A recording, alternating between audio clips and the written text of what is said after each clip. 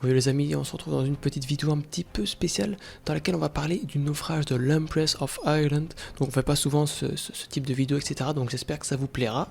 Et voilà, le naufrage a lieu 2 ans après la tragédie du Titanic. Cependant, c'est un naufrage qui est tombé dans l'oubli, contrairement à ce dernier, très médiatisé, puisque l'Europe est entrée en guerre seulement 2 mois plus tard. Dans la nuit du 29 mai 1914, à travers les brumes denses du fleuve Saint-Laurent, l'Empress of Ireland avance avec à son bord 1477 passagers et membres d'équipage. Cependant, le charbonnier norvégien Storstad navigue lui aussi sur le fleuve en direction opposée. Pour poser quelques bases, l'équipage comptait 420 personnes et 16 mécaniciens supervisaient la salle des machines.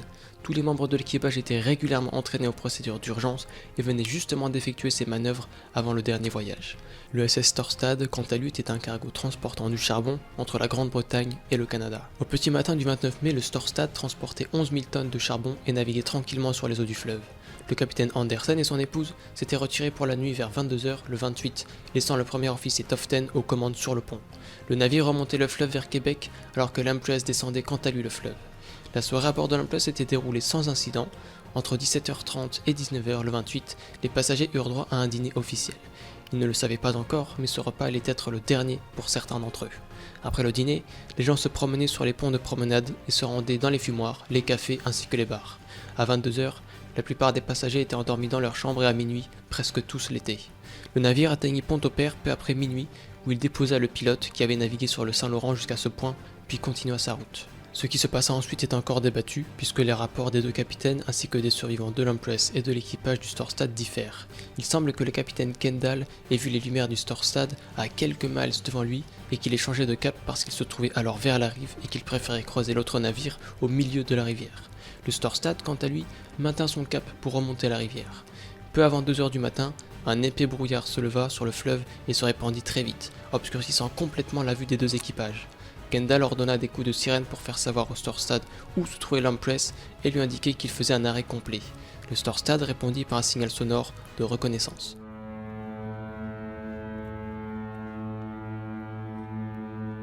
Mais le brouillard déformait la direction d'où provenaient les coups de sirène. Il ordonna un changement de cap à tribord pour éviter toute chance de collision avec l'Empress qui, selon lui, se trouvait devant, à bâbord. À bord de l'Empress, Kendall et son équipage virent soudain le Storstad émerger du brouillard et se diriger directement vers le milieu de l'Empress. Kendall cria dans son mégaphone pour que le Storstad fasse marche arrière à pleine vitesse pour essayer de minimiser les dégâts, mais le charbonnier frappa entre les cheminées, coupant une entaille verticale de près de 5 mètres de long dans la coque du navire. Kendall cria alors au Storstad de maintenir ses moteurs à pleine vitesse pour boucher le trou, mais lorsqu'il avait vu l'autre navire, il avait rapidement ordonné à l'Empress de faire route à pleine vitesse. L'Empress commença à bouger juste au moment où il fut frappé et l'élan de la collision, ainsi que les courants de la rivière éloignèrent le Storstad et lui firent remonter la rivière. Les eaux glacées du Saint-Laurent s'engouffrèrent par l'entaille dans le flanc de l'Empress à une vitesse vertigineuse de plus de 180 000 litres d'eau par seconde. Kendall ordonna aux opérateurs de radio d'envoyer un SOS et, selon son rapport, ordonna la fermeture des cloisons étanches. Presque immédiatement, les lumières de l'Empress s'éteignirent et toute personne se trouvant sous le pont dut se frayer un chemin dans l'obscurité totale alors que le navire se remplissait d'eau. Les cloisons étanches ultramodernes furent inutiles puisqu'elles devaient être fermées manuellement et il n'y eut tout simplement pas assez de temps pour le faire car le navire coulait trop vite. Les canaux de sauvetage furent tout aussi inutiles car l'Empress penchait à un tel angle que les canaux de bâbord passaient par-dessus le pont et ne pouvaient être descendus tandis que ceux de tribord étaient déjà immergés ou glissés le long du pont dans le fleuve.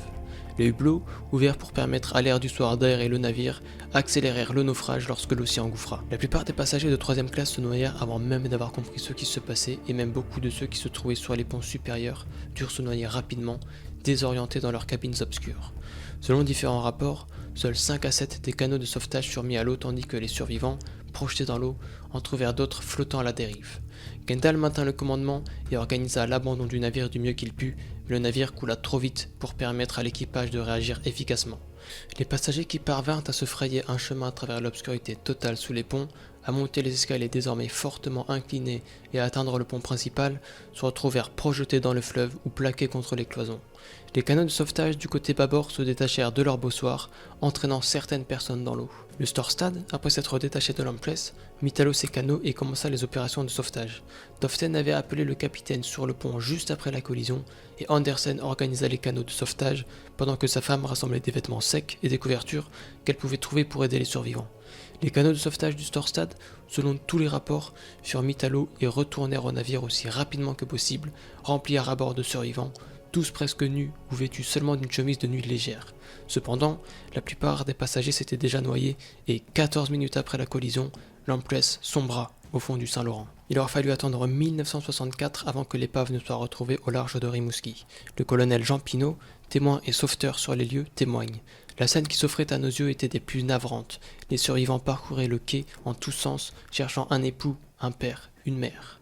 Les Rimouquois accueillaient les naufragés dans leurs maisons au fur et à mesure que les rescapés étaient secourus, et particulièrement des femmes et des enfants, mais surtout des enfants, car plusieurs femmes, à la recherche de leur mari, refusaient de quitter le quai. Les cadavres étaient placés dans un hangar au bout du quai, mais l'espace a vite manqué. Finalement, les autres corps sans vie ont été installés à même le sol afin de permettre à leurs proches de les reconnaître. Vous voyez une dame, d'apparence riche avec un beau manteau de fourrure et les doigts remplis de bagues avec comme voisin un graisseur du bord couvert d'huile. Ce qui à mon sens rappelait à tout le monde que la mort, la grande niveleuse, efface toutes les différences qu'il y a dans la vie, témoigne toujours Jean Pinault. L'Empress of Ireland, qui était un navire transatlantique, coula tôt le matin du 29 mai 1914 sur le fleuve Saint-Laurent, tuant 1012 des 1477 personnes présentes à bord. Ce naufrage est considéré comme la pire catastrophe maritime du Canada et l'une des plus tragiques de l'histoire. Cet événement survint 2 ans après le naufrage du Titanic, qui avait heurté un iceberg le 15 avril 1912 et qui avait fait plus de 1500 victimes. Au moment de son naufrage, l'Empress of Ireland effectuait son 96e voyage transatlantique et avait transporté plus de 100 000 immigrants de Liverpool à Québec et près de 70 000 personnes dans le sens inverse. C'était l'un des navires les plus populaires de son époque pour son confort, sa rapidité de voyage et son prix abordable. Le capitaine du navire était Henry George Kendall, qui avait des dizaines d'années d'expérience en mer depuis l'âge de 14 ans. Voilà, c'était pas une vidéo très longue, mais j'espère que la narration vous a plu, que vous avez pu en apprendre un petit peu plus sur l'Empress of Ireland et ce fameux naufrage qui a eu lieu au Canada et qui a fait de nombreuses victimes. Donc voilà, merci d'avoir suivi, on se retrouve très bientôt dans une prochaine vidéo, portez-vous bien d'ici là.